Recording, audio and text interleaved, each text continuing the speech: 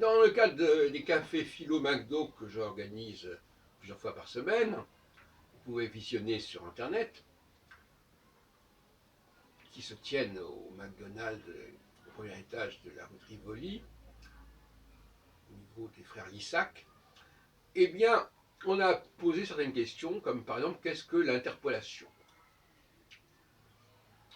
Bonne question, l'interpolation. Des questions comme, qu'est-ce que c'est qu'un faux? Qu'est-ce que c'est qu'une contrefaçon? Et en l'occurrence, qu'est-ce que c'est qu'un plagiat? Et en l'occurrence, l'interpolation. Alors, par exemple, dire que dans le chapitre 3 de la Genèse, de l'Exode, excusez-moi, il y a une interpolation, c'est-à-dire quelque chose qui ne devait pas y figurer initialement. Et quand je parle d'interpolation, je parle de cette fameuse formule « je suis celui qui est » qu'on met dans la bouche, on peut dire, de Yahvé.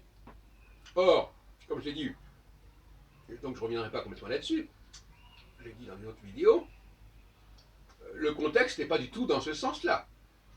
Yahvé, dans ce même chapitre 3, se dit « je suis le Dieu des Hébreux, je suis le Dieu d'Abraham, d'Isaac et Jacob », et tout d'un coup, on a cette espèce de passage qu'on vous recite, que vous ressasse inlassablement. Oui, je suis celui qui est, Eyé, Hacher, Eyé, etc. Qu'on relie plus ou moins au nom même de Yahvé, qui serait lié au verbe, la racine hébraïque, qui signifie être. Mais l'interpolation, plus généralement, comment la détecte-t-on, cette interpolation?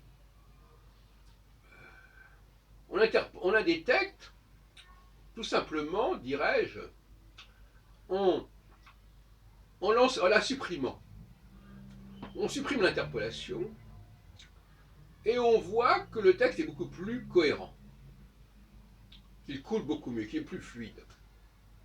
On remet l'interpolation et ça devient beaucoup plus bizarre, confus. C'est un critère que je propose pour détecter et pour prouver l'existence d'une interpolation. Et dans le cas en question, si vous supprimez je suis celui qui est, etc., eh bien vous avez tout simplement le Dieu des Hébreux, des patriarches, le Dieu, etc. Bon, il n'y a pas de problème. Bon, on voit bien qu'on est dans une sorte d'énothéisme d'un Dieu pour un certain peuple et qu'on est aux antipodes d'un Dieu universel et total. Donc on n'est pas dans l'ontologie aristotélicienne, etc., etc.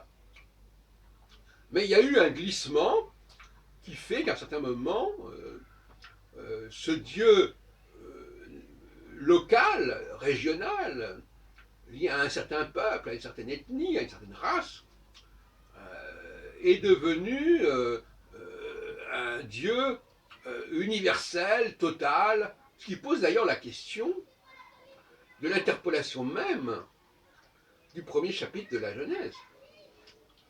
Parce que si on a enlevé le premier chapitre de la Genèse sur ce Elohim qui crée le ciel et la terre, etc., on serait beaucoup plus tranquille. On aurait un récit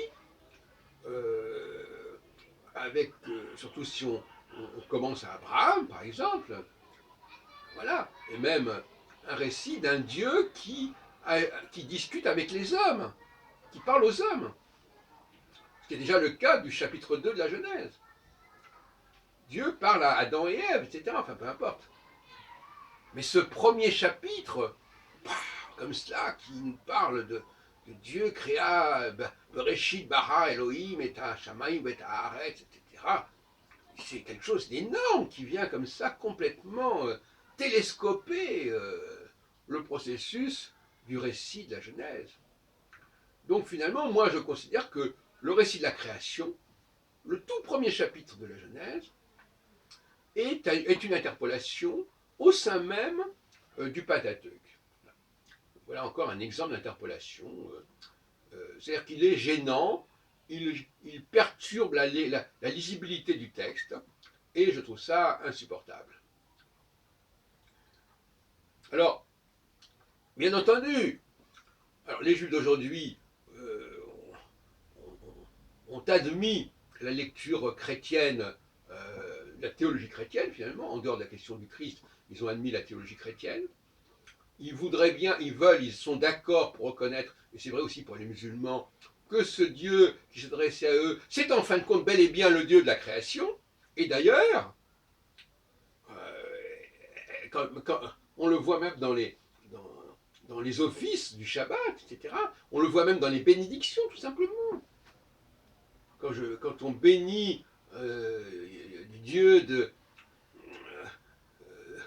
créer la vigne, le pain, à la limite, c'est déjà un travail qui passe par l'humain. Mais la bénédiction sur le vin qui a donné naissance dans l'Eucharistie à la bénédiction sur le sang du Christ, etc., ce n'est pas de l'ordre de Yahvé, c'est pas Yahvé qui est l'auteur de la vigne.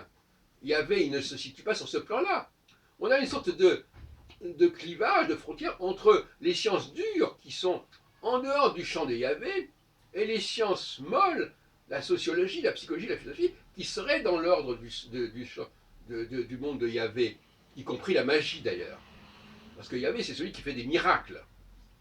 Alors le miracle, comme l'ont dit beaucoup de philosophes, le miracle, c'est en contradiction. C'est ce que disait d'ailleurs Spinoza. C'est en contradiction avec l'image qu'on se fait de Dieu. Spinoza, il a beaucoup joué dans l'idée qu'on se fait de Dieu. Tu vois, il a obligé l'exégèse, enfin j'exagère en disant ça, je simplifie beaucoup, enfin je veux dire, il est un élément qui a conduit l'exégèse judaïque à comprendre Yahvé comme étant le Dieu des philosophes, comme étant le Dieu du Big Bang, etc. etc. Bon, mais ça c'est insupportable.